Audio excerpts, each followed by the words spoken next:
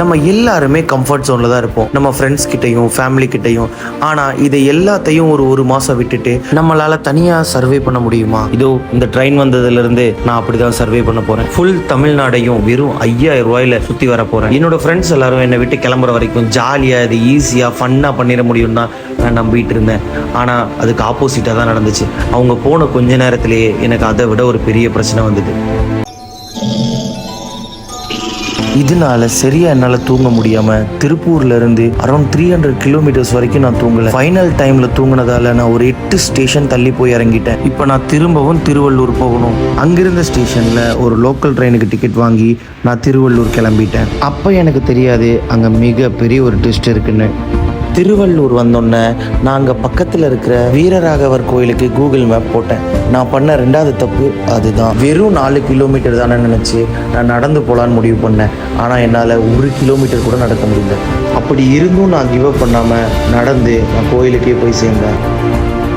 அங்கே போய் நான் குளிச்சு கிளம்பி ஒரு ஹாப்பியாக திரும்ப நம்ம சேலஞ்சு ஆரம்பிக்கலான்னு சொல்லி சேலஞ்ச் பாக்ஸ் எடுத்துகிட்டு அங்கே வந்த எனக்கு மிகப்பெரிய டிசப்பாயிண்ட். ஒரு அறிவு இருக்கான்னு பார்த்தீங்களா? தைப்பூசம் அன்னைக்கு வந்திருக்கேன். ஃபுல்லாக கோயிலை சுற்றி பாட்டு போட்டு மக்கள் ஒரே பயபக்தியாக இருக்காங்க. இந்த நேரத்தில் டாஸ்க் பண்ணுறேன்னு போனால் சத்தியமாக அடி தான் விழும். அதனால நான் இப்போ வேறு இடத்த சூஸ் பண்ண போகிறேன். காலையில் இங்கே தான் வந்து குளிச்சு கிளம்புனேன். சரி கொஞ்சம் நேரம் காலையில் பாட்டு போட்டு ஆஃப் பண்ணிடுவாங்க அப்படின்னு சொல்லி நான் நினச்சேன். ஆனால் இங்கே ஃபுல்லாக பாட்டாக தான் இருந்துச்சு. இன்றைக்கி நான் வந்ததுலேருந்து போகிற வரைக்கும் எல்லாம் மோசமான நாளாக இருக்குது நண்பர்களே. ரொம்ப கஷ்டம். சரியான க்ரௌடாக இருக்குது ராகவேந்திரா கோயிலில். யாரும் ஒரு சீட்டை பிக் பண்ண மாட்டுறாங்க.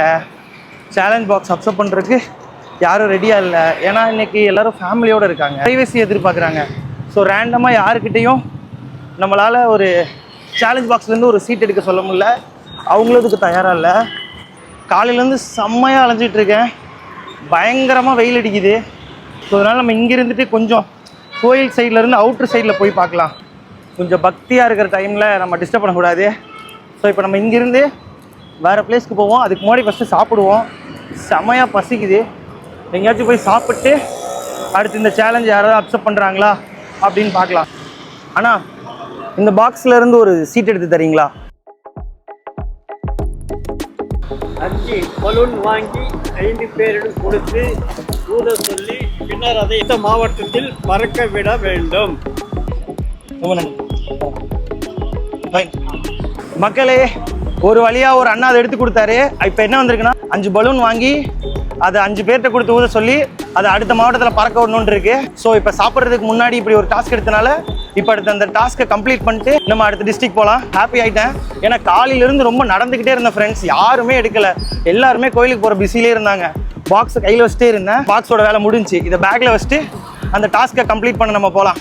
ரயில்வே ஸ்டேஷன் வெளியவே 5 பேர்கிட்ட அந்த பலூனை ஊத சொல்லி வாங்கிட்டு நான் உள்ள போயிட்டேன். நான் உள்ள போனதும் போலீஸ்காரனை ஸ்டாப் பண்ணி இந்த பலூனை எதுக்கு கொண்டு போற, இது கேஸ் பலூனான்னு கேட்டாரு. அவர் கேட்ட கேள்விக்கு பதில் சொல்றதுக்கு முன்னாடி கேமரா ஆன்ல இருந்தனால அவர் டென்ஷன் ஆயிட்டாரு. அதனால போனை வாங்கி பலூன் வீடியோ எல்லாத்தையும் டெலிட் ஃபார் எவ்ரி ஒன்னும் கொடுத்துட்டாரு. நான் வேற வழி இல்லாம சென்னை சென்ட்ரலுக்கு வந்துட்டேன். எனக்கு ஒரு மாதிரி டிப்ரெஷன் ஆயிருச்சு. நேரா போய் ஒரு வெயிட்டிங் ஹால்ல வெயிட் பண்ண ஆரம்பிச்சிட்டேன். இந்த ஒரு வீடியோ எடுக்கிறதுக்கு தான் நான் நைட்ல இருந்து தூங்காம நான் ஒரு 20 கிலோமீட்டர் நடந்திருப்பேன். அவர் வீடியோ டெலிட் பண்ணப்பே போதும் ஸ்டாப் பண்ணிட்டு நம்ம வீட்டுக்கு கிளம்பிடலாம் நினச்சிட்டேன். But I am ready to restart.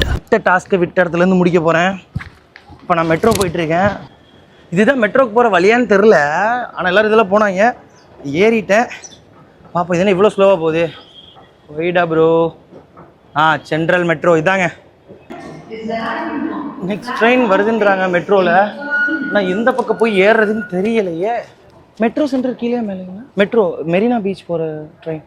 Metro Marina Beach போகிறது மெட்ரோவில் போக முடியாது. கீழே நார்மல் ட்ரெயினில் போகணும். இது மேலே பறக்கும் ட்ரெயின் மட்டும்தான் மெரினா பீச் போகும். நீங்கள் அண்டர் கிரவுண்டில் போய் மெட்ரோ ட்ரெயின் போகாது.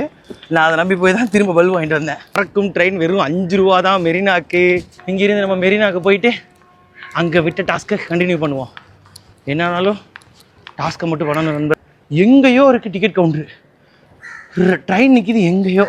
பேக் வேறு வெயிட்டாக இருக்கா. ஒன்றும் பண்ண முடியல ஃப்ரெண்ட்ஸ்.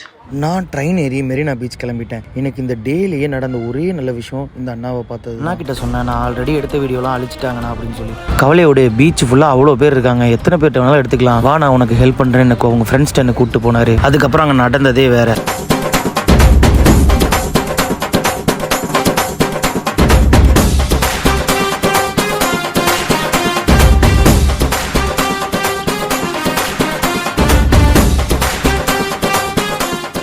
இந்த டாஸ்க்கை முடிச்சதால அந்த பலூனை வேஸ்டா பறக்கூடாம அங்க இருக்கிறவங்களுக்கு நீங்களே இந்த பலூனை கொடுத்துருங்கன்னு சொல்லிட்டேன். அந்த அண்ணனுக்கு ரொம்ப நன்றி நான் சொல்லிட்டு கிளம்புனேன். ஏன்னா அவரு தான் என்ன ரொம்ப மோட்டிவேட் பண்ணாரு. இந்த பசங்களும் ஜாலியா அந்த டாஸ்க்கை பண்ணானுங்க.